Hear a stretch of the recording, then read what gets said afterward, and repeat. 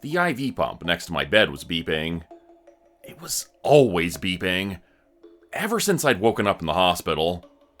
This time, the message displayed in glowing green text said, "Air in line." That couldn't possibly be good. I hit the button for the call bell and waited for the nurse to come in. A second later, I heard footsteps in the hall. That was fast, I thought to myself.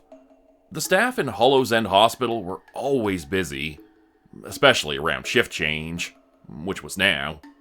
But of course, it wasn't a nurse who came in a moment later. It was Randy, my hapless sheriff's deputy. He was using crutches while simultaneously eating 2 yellow banana popsicles. "Hey boss, I saw your light was on, so I figured you was awake." I groaned. I was calling the nurse. Pump's beeping again. "Oh, that?" he said. "I can take care of that. Just a sec." He reached over and hit the restart button on the IV pump. The giant bubble of air continued unfazed past the critical detection sensors. It inched towards the hole in my arm. "I don't think that's safe, Randy. There's air in the line. The nurses are supposed to..." The air bubble stopped its forward progress as the machine started beeping again. I breathed a sigh of relief. Randy hit the restart button again. "Nah, it's fine. The nurse showed me how to do it the other day. And I'm perfectly healthy, see?" He was currently covered in bruises, scrapes, and had 2 sprained ankles. But he still looked better than I did. I hit the call button again, more desperately this time. The air bubble continued its steady progress towards my arm. Randy was talking about something. Maybe something to do with the case we were working on when we were almost blown to pieces. But I couldn't focus. All I could think about was the air bubble in the IV tubing, crawling towards my arm. That air bubble was really big. I imagined it floating into my bloodstream and up into my brain, where the gray matter would attempt to grasp it for oxygen, only to find nothing but air. Then I would have an embolism, or a stroke, or... Beep, beep, beep. The pump stopped pumping and started beeping again. I breathed a sigh of relief. I tried to stop Randy from hitting the restart button again, but he was too quick, and my arm was broken. "Ow!" I yelled, having forgotten that last fact when I tried to reach over. Hissing an expletive, I rolled onto my back and stared at the ceiling tiles, waiting for the pain to go away. It didn't. Man, I wish Verdun was still around. That guy could have fixed us up in a jiffy. None of this hospital crap. Too bad he got killed. Who? Oh, right. That was before your time. He was the old mortician around here. That dude really knew how to piece a body back together after he got blowed up. But he can't anymore because he's... got blown up, funny enough. That's poetic justice for you. No, it isn't. That's a different thing. You're forgetting irony, Randy. Nah, I usually just take stuff straight out of the dryer and hang it up. You don't get no wrinkles at all that way. I sighed loudly and gave up on living. The air bubble was almost at my arm now. I resigned myself to death and closed my eyes, hoping eventually the sound of Randy yapping in my ear would fade away and I'd be at peace. "Randy, what are you doing out of bed, sugar?" a nurse asked, entering the room. "You're supposed to be resting." Her voice was cheerful, and I could tell her and Randy were practically best friends already. "Oh, just visiting my old pal Parsons over here. I know how much he loves popsicles, so I figured I'd bring him one." He gestured at the empty popsicle stick now stuck to my bedside table, the one from the popsicle he had just finished eating. "Well, aren't you just the sweetest thing?" Randy blushed and made an aw shucks face. "But you shouldn't be pushing yourself on those ankles. You've got physio in 10 minutes. Now head on back to bed and rest up. No more good deeds for today, okay?" The whole time this was happening, I was trying desperately to interrupt and point at the IV line with the air bubble in it. Eventually, Randy left, and she wandered over to my bed, looking through paperwork. Without even glancing at the pump, she gave the line a solid flick with her index finger. The air bubbles floated back up to the pump sensors and disappeared in an instant. "Now, were you ringing the call bell?" Sorry, we're always a bit slammed at shift change. Yeah, the bubbles. The IV pump was... Oh, don't worry about that. Little fresh air never hurt anybody. Even if it's injected right into my bloodstream? Usually it's not a problem. She yawned. Anyways, you're off the pump today. Dr. Wellman was asking about you, and I said you're eating and drinking fine. So he said to take you off the IV fluids for now. But we still need to hook you up a couple times a day for your antibiotic. I looked at the name tag on her scrubs. It read, Cece Kirby. Any idea when I'm getting out of here, Cece? I asked. No discharge date just yet. We need to get you up walking like your friend, then we can talk about sending you home. At this rate, he might just beat you out of here. I thought about the prospect of Randy being the sole police officer in charge of Hollow's End again. That idea made me nearly jump up out of bed, and the nurse had to physically restrain me. Whoa, easy now. Settle down, big fella. I know you're anxious to get home, but we still don't know if you can bear weight on that leg yet. She turned off the IV pump, detached the line from my arm, and flushed it with a saline syringe, all in the span of a few seconds. The movements were practiced and precise, and I could tell she'd done that same maneuver about 1,000 times. Okay now, are you thirsty? I'll get you some water. Any chance I could get one of those popsicles, actually? I asked, my mouth watering at the thought of something other than hospital food and dingy ice water from the machine that needed cleaning down the hall. I think we're fresh out. And hey, don't get greedy now. Your friend just brought you one, she said, pointing at the popsicle stick stuck to my bedside table. She pried it off with her fingernail and whipped it into the trash can by the door as she strode away. Before I could protest, she was back out the door again, and I was alone in the room. With nothing to do to keep me occupied, I promptly fell back asleep. Cece must have let me sleep through the day, since it was dark when I woke up a few hours later.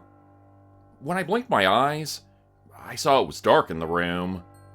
My eyes adjusting to the blackness, I noticed that the curtain beside my bed had been drawn closed. There was a sound coming from the other side. A low rumbling noise. Loud at times, and then quiet again. Hello? I said, my voice quivering. Is someone there?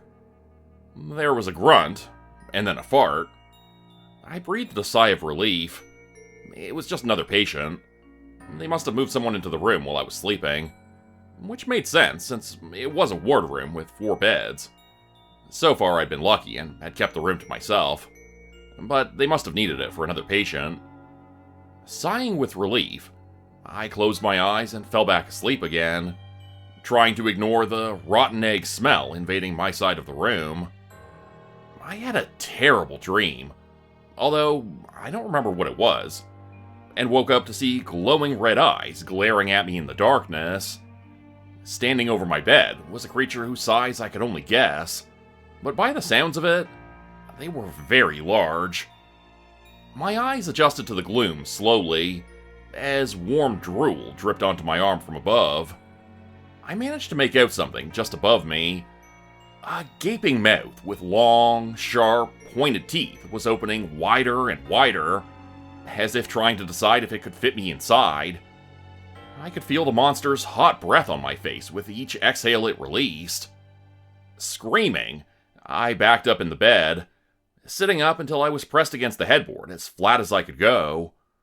The creature seemed to follow me, its face hovering just over mine, getting closer and closer with each passing second. I reached for the call bell and my hand bumped into it, sending it off the side of the bed. It fell to the floor with a soft clatter. I tried to grope for it again, leaning off the edge of the bed, but now that face was so close, I could smell what the creature had eaten for breakfast. And, judging by the bloody stink of it, I guessed its last meal had been kicking and screaming when it went down its gullet. That's when I fell off the bed, crashing to the tile floor where I lay screaming in pain for a few seconds. Every bone in my body was howling, but I got to my feet and started stumbling away as the monster crawled over the bed in pursuit. At least I'm not connected to an IV anymore, I thought.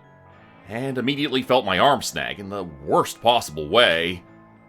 I looked back at the needle, squirting blood as it jutted from my arm at a 45-degree angle. Apparently, I was still connected to an IV. Some nurse must have snuck in while I was sleeping and hooked me up to my antibiotic, then just left it attached. Sure enough, the little medication bag was empty, but the saline was still chugging away, the message glowing on the machine, reading 20 ml per H, TKVO. I yanked the bloody needle out of my arm without a second thought and spun around, limping towards the door as fast as my injured body would allow. Risking a glance over my shoulder, I saw the monster was tangled up in my IV tubing, and the machine started beeping with another error. Maybe that'll bring the nurses, I hoped, since my screams apparently hadn't managed to summon them. Tearing open the curtain, dividing my section of the room from the rest of it, I stopped in my tracks. Two dark, shadowy figures were standing on the other side of the room, their hulking forms indicating they weren't human either. Shit, I breathed, and made for the door even faster than before, my injured ankle screaming, "Help! Help!" My voice was hoarse, and I felt like I was in a nightmare where my screams were too quiet and my heart was pounding and my hands were shaking as I pulled on the door handle and tried to yank it open, only to find it locked? Who the hell locks a patient's room in a hospital? Weren't there fire regulations or some shit preventing this? If not, there damn well should have been. "Help! They're gonna kill me!" I screamed, pounding on the door and pulling on the handle with every ounce of strength I had. Meanwhile, I could hear the sounds of heavy breathing and loud footsteps approaching just behind me. I could feel those creatures' presence as they stood there patiently at my back, just waiting for me to turn around and face my bloody death. And eventually I did. With my back flattened against the door behind me, sweating palms bracing the wooden frame, I stood there staring at them and waited to die. "What are you waiting for?" I heard myself shout. "Just fucking kill me already! Do it!" Don't ask me why I was yelling that. I really didn't want to die. One of the monsters stepped closer, and I made out more of its features in the darkness. A wolf-like snout and yellow eyes that seemed to glow. Drool escaped the corner of its mouth as it took another step toward me on multi-jointed legs, claws scratching deep grooves in the floor with every movement. The other ones took a step forward as well, as I pancaked myself against the door behind me even flatter.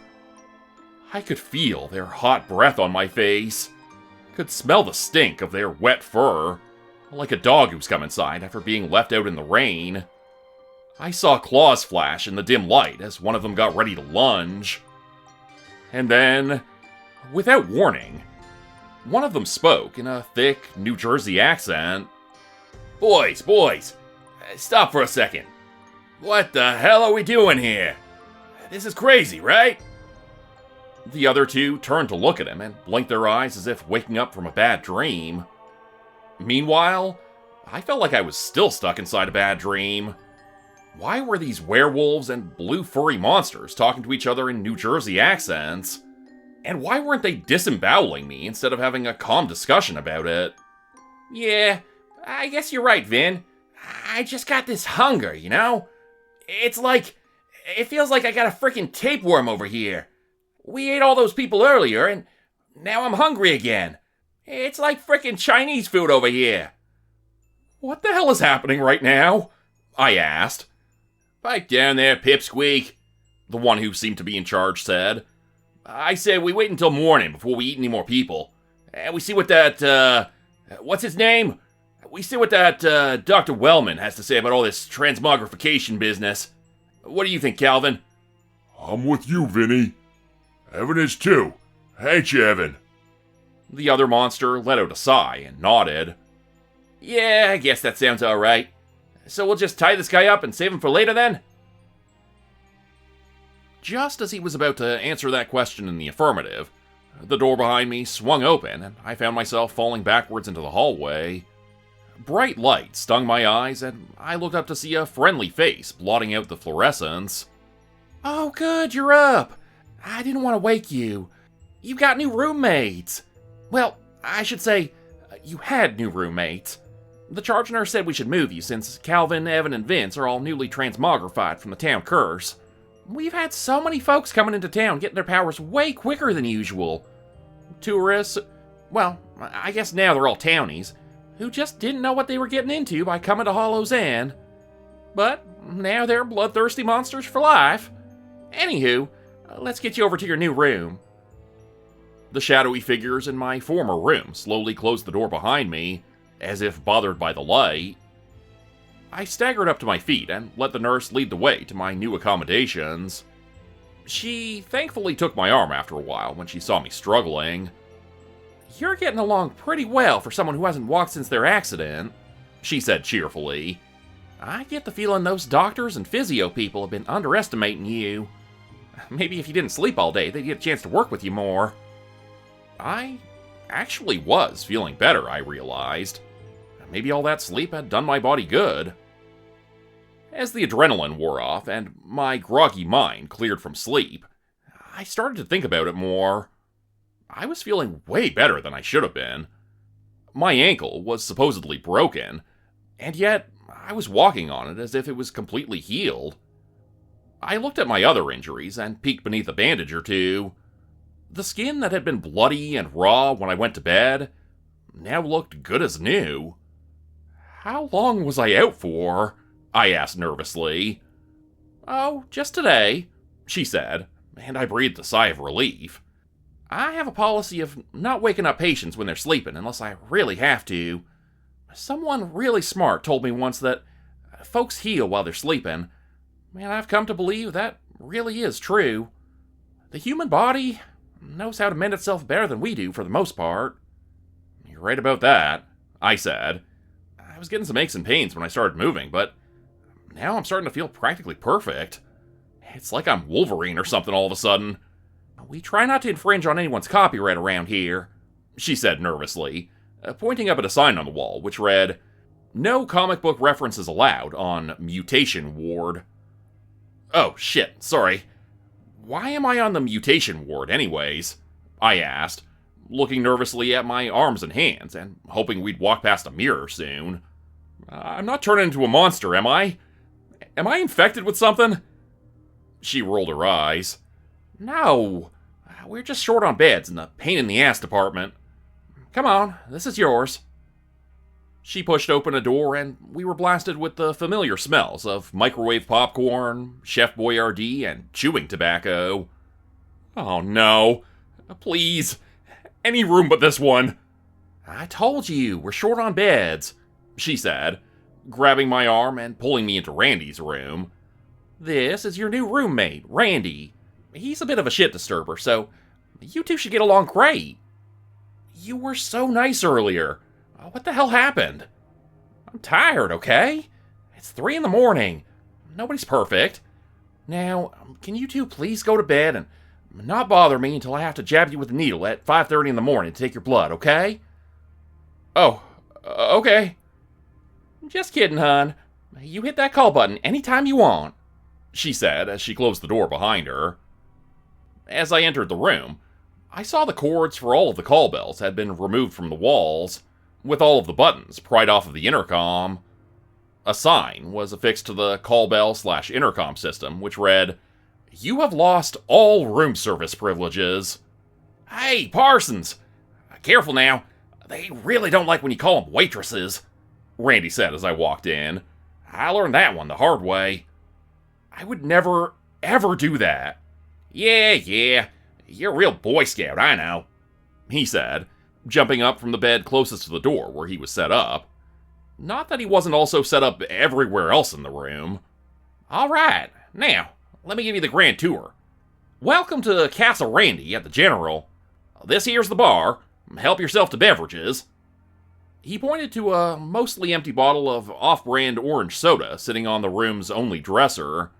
The lid was off, and a puddle of the stuff was drying to a hard crust beneath it. This right here is the entertainment section, he said, gesturing to his beat-up old portable DVD player and a binder of bootlegs. I got the Ginger Dead Man 2, Passion of the Crust.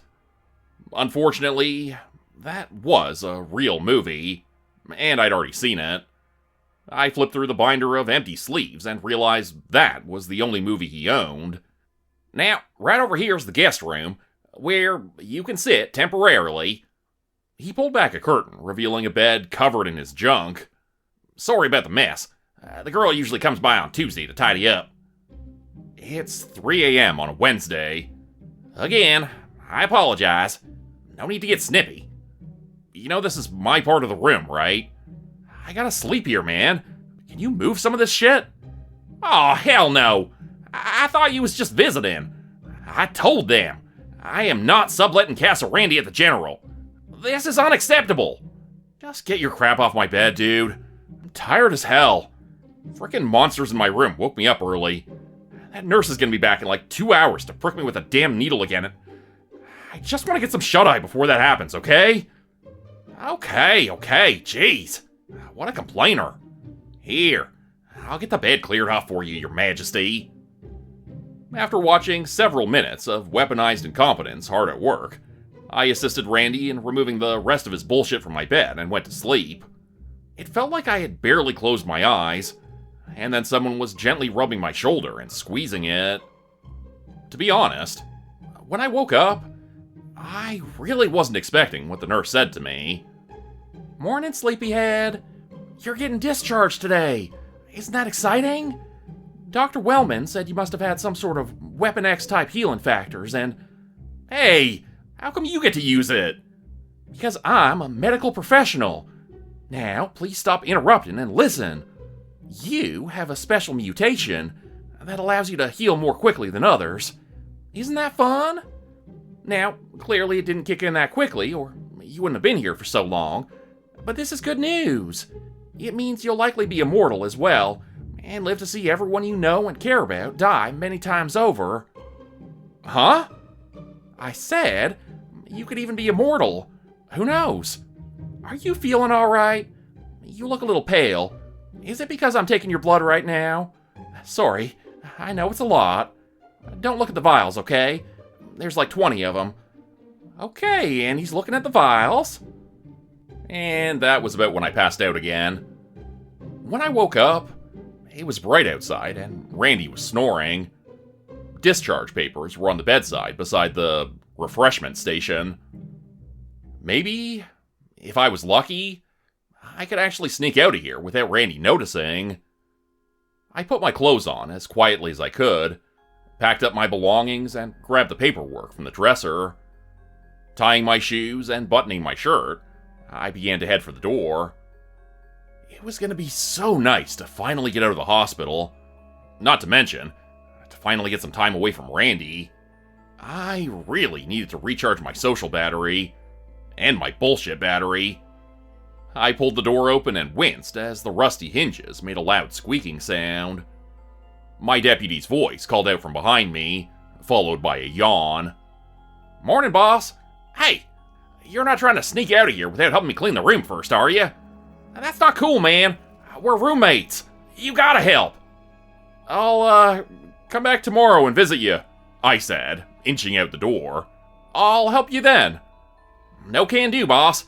I'm getting discharged today, too, he called out, waving his papers in the air. Now, come on. Quit your belly aching. I'll make us some Chef Boyardee for breakfast, and you can make the beds and tidy up the place a bit. The damn room service people around here hardly ever do a turn-down service, so it's a bit of a mess. And then he was out the door and heading down the hall to the kitchen with a can in his hands. I watched him go in fascination. How the hell does one person get to be so absolutely unhinged? I said out loud, not really expecting anyone to answer. And no one did. So, I walked down the hall to the elevators and left Randy to clean up his own damn mess for once. Hollow's End had been without a sheriff for too long, and not only that, but chaos was erupting in our small town. Tourists were coming to our cursed home in droves, without knowing what sort of fate awaited them. This circus of nightmares was about to come to an end. In my dreams, and while awake, laying in that hospital bed, I had nothing but time to consider our predicament. And now, it was time to put my plan into action.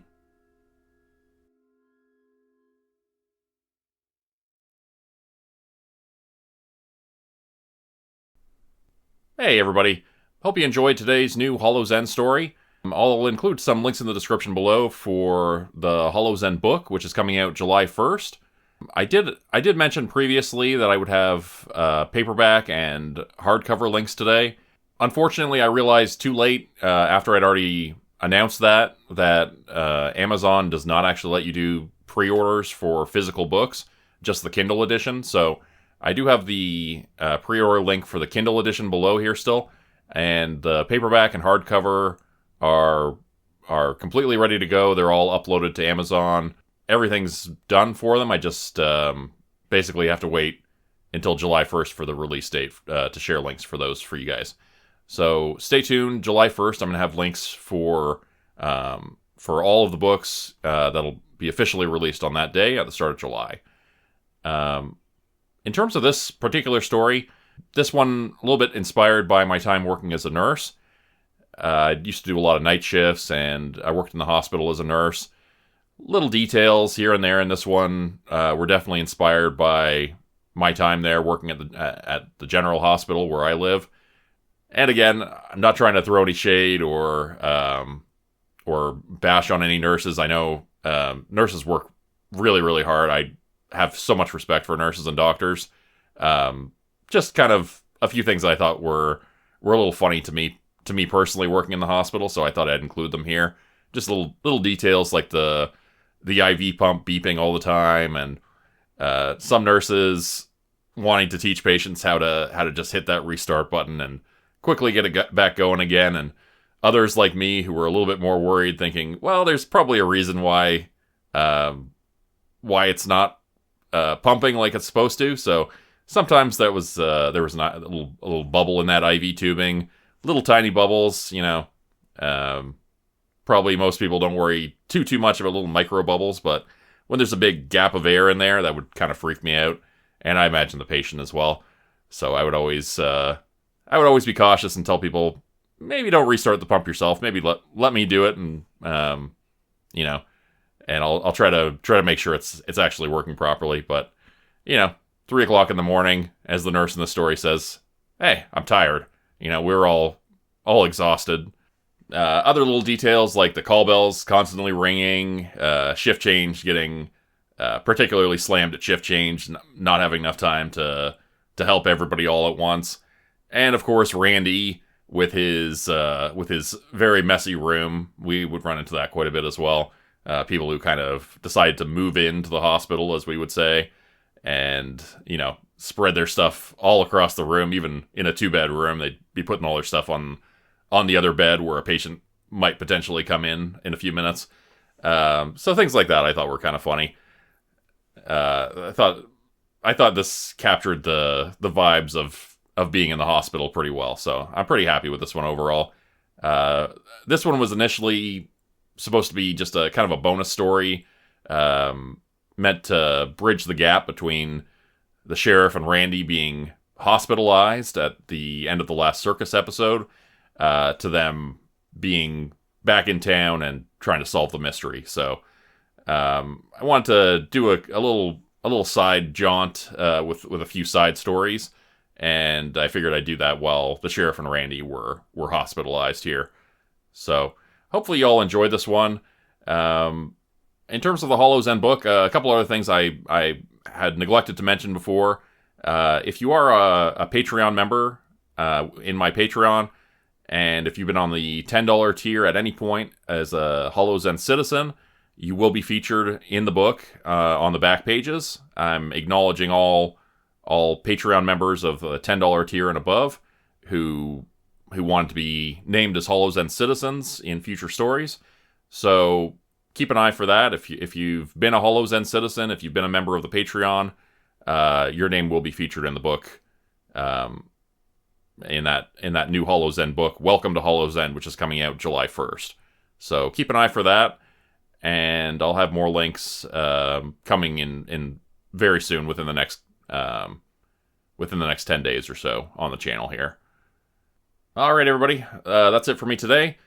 Please follow the channel on Spotify, Apple Podcasts, Patreon, and we're going to have more bonus content coming soon to Patreon as well. All right. Hope you have a great day.